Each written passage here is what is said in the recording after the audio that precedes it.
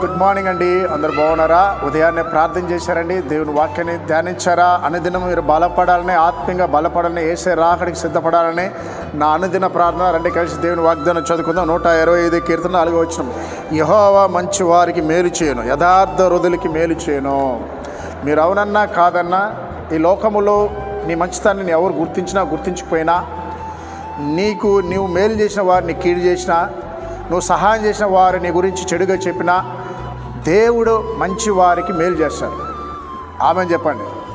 అంటే ఒకవేళ నీ మంచితనాన్ని లోకంలో ఎవరైనా గుర్తించుకోవచ్చు, కానీ నేను ఆరాధించే నా యేసయ్య నీ మంచితనానికి నీకు మేలు చేస్తాడంట. ఒకవేళ మనుషులు నీకు మేలు చేయకపోవచ్చు, కీడే చేస్తూ ఉంటారు.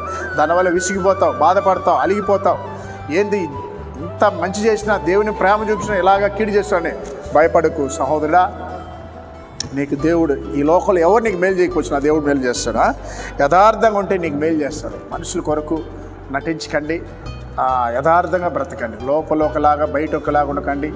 మన రహస్య జీవితం ఏ విధంగా ఉందో అంతరంగా బహిరంగ కూడా అదే జీవితాన్ని మనం కలిగి ఉండాలి. కాబట్టి నా దేవుడు ఈ వాగ్దానం విన్న బిడ్డలందరికీ మేలు చేయనుగాక. ఆమెన్ చెప్దామా? ఆమెన్. ప్రార్థించేద్దాం. మహోన్నతుడా, పరిశుద్ధుడా, ఉదయకాలన వాగ్దానం వినడం బిడ్డల మీదనైనా నీ కృప ఉంచమని ప్రార్థిస్తున్నాను తండ్రి. ఎంతోమంది నా ప్రభా అయినా ఉదయకాలం నా ప్రభా భార్యాభర్తలు గొడవల మధ్యన సమాధానం లేకున్నారు, వారికి సమాధానం దయచ్చున్నా ప్రభా.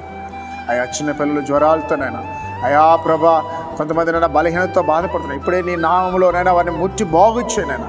కొంత ఏజెన్సీ ప్రాంతాలను, అడవి ప్రాంతాల్లో ప్రభా ఎంతోమంది అమాయక ప్రజలనైనా అనారోగ్యంతో వారిని కనికరించండి.